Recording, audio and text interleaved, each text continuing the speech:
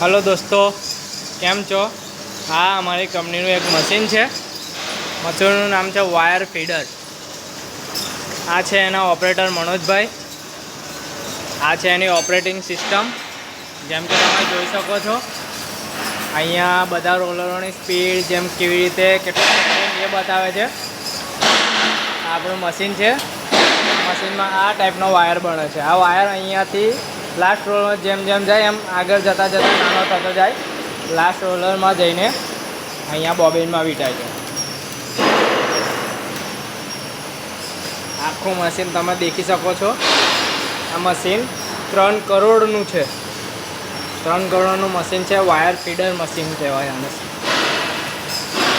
બીજું આની વધારે જાણકારી માટે કોમેન્ટમાં કહેજો. અમે આગળની જાણકારી આપીશું તમને.